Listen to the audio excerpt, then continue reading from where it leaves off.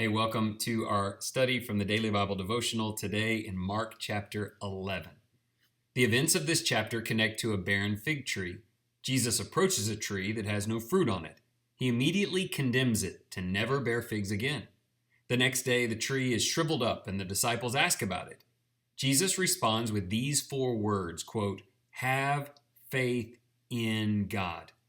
He goes on to say that incredible things are possible if disciples trust in God. In Jesus' midst are people of faith, like those who lay down coats and worship him as he enters Jerusalem. But there are also hard-hearted Pharisees who have no faith. They defile God's temple with money tables, and they question Christ's authority over them, though he silences them almost immediately.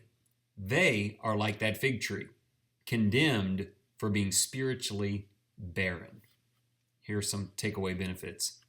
The gospel of Jesus has had the same effect all over the world for centuries. Some believe. They lay their coats before him and worship him as their king. Believers pray in his name, live with great faith, and bear amazing fruit in his honor. These are the few, and they belong to him. But there are always many who live for themselves, are overtaken by greed, and will not submit to Christ's rule over their lives or his right to do so. They are plants with every ability to thrive, but they're fruitless and dead. We must choose every day which of the two we're going to be. We are the fig trees, and Jesus has the ongoing right to draw from us richly. Some thought questions today.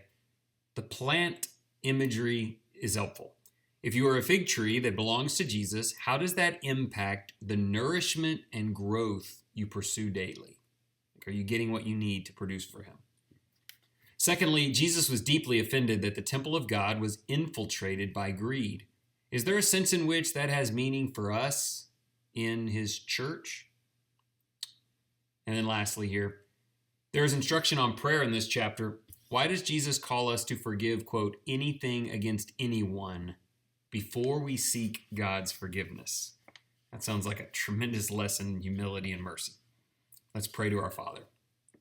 Loving Father and gift giver, we praise your name for the coming of Jesus to be our Savior and King. May we sing as believers did when he entered Jerusalem, quote, Hosanna, blessed is he who comes in the name of the Lord. Indeed, he is blessed, and he is a blessing to all who believe in him. Help us to bear fruit by his power and for his glory. Lead us to be prayerful, to ask forgiveness when our branches grow bare, and to give him the authority and the right to draw from us things that please him. I hope he's able to do that for me and you today. Draw from the fruit of the Spirit. May we live in his name. Thank you for your kind attention.